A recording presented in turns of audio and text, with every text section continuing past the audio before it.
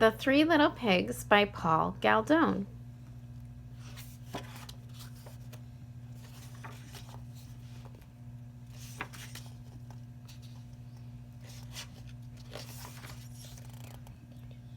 Once upon a time there was an old sow with 3 little pigs. She had no money to keep them, so she sent them off to seek their fortune.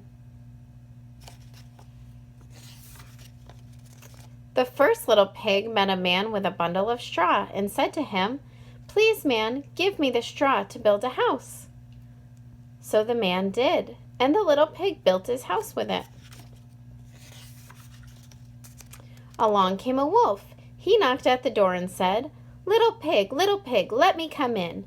"No, no," said the little pig, "not by the hair on my chinny chin chin." "Then I'll huff, and I'll puff, and I'll blow your house in," said the wolf.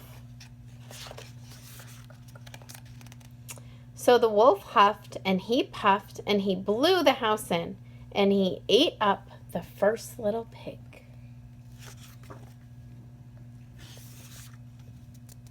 The second little pig met a man with a bundle of sticks and said, "Please, man, give me those sticks to build me a house."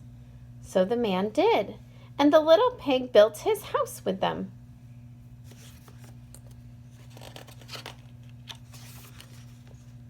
Then along came the wolf and said, little pig, let me come in." "No, no, not by the hair of my chinny chin chin." "Then I'll huff, and I'll puff, and I'll blow your house in," said the wolf.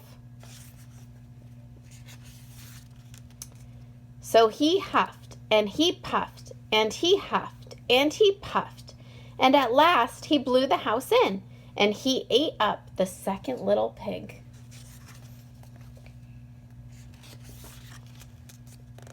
The third little pig met a man with a load of bricks and said, "Please, man, give me those bricks to build me a house." So the man did, and the little pig built his house with them.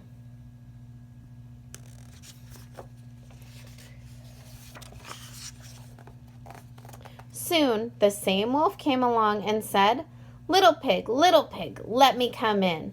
"No, no, not by the hair of my chinny chin chin."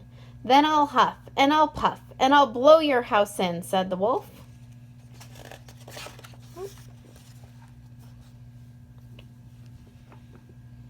Well, he huffed, and he puffed, and he huffed, and he puffed, and he huffed, and he puffed, but he could not blow the house in. At last the wolf stopped huffing and puffing and said, little pig, I know where there is a nice field of turnips." "Where?" said the little pig. "On Mr. Smith's farm," said the wolf. "I will come for you tomorrow morning. We will go together and get some turnips for dinner." "Very well," said the little pig. "What time will you come?" "Oh, 6 o'clock," said the wolf. Well, the little pig got up at 5. He went to Mr. Smith's farm and got the turnips before the wolf came to his house. "Little pig, are you ready?" asked the wolf. The little pig said, "Ready? I have been and come back again, and I got a nice pot full of turnips for my dinner." The wolf was very angry, but then he thought of another way to get the little pig. So he said, "Little pig, I know where there is a nice apple tree." "Where?" said the little pig. "Down at Merry Garden," replied the wolf. "I will come for you at 5 o'clock tomorrow morning, and we will get some apples." Well, the little pig got up the next morning at 4 o'clock and went off for the apples. He wanted to get back home before the wolf came, but it was a very long way to Merry Garden, and then he had to climb the tree. Just as he was climbing back down with his basket full of apples, he saw the wolf coming. "Little pig," said the wolf, "you got here before me. Are the apples nice?" "Yes, very," said the little pig. "I will throw one down to you." And he threw the apple as far as he could throw. While the wolf ran to pick it up, the little pig jumped down and ran home.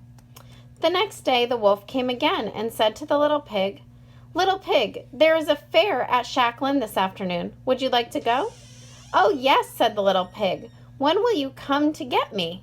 "At 3, said the wolf. Well, the little pig went off at 2 o'clock and bought a butter churn at the fair. He was going home with it when he saw the wolf coming. The little pig jumped into the butter churn to hide. The churn fell over and rolled down the hill with the little pig in it. This frightened the wolf so much that he turned around and ran home. Later, the wolf went to the little pig's house and told him what happened. A great round thing came rolling down the hill right at me, said the wolf.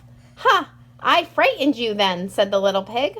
I went to the fair and bought a butter churn. When I saw you, I got into it and rolled down the hill. The wolf was very angry indeed. I'm going to climb down your chimney and eat you up, he said. When the little pig heard the wolf on the roof,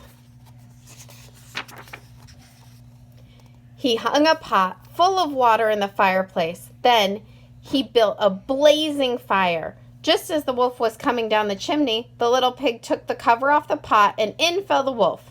The little pig quickly put on the cover again, boiled up the wolf, and ate him for supper. And the little pig lived happily ever after.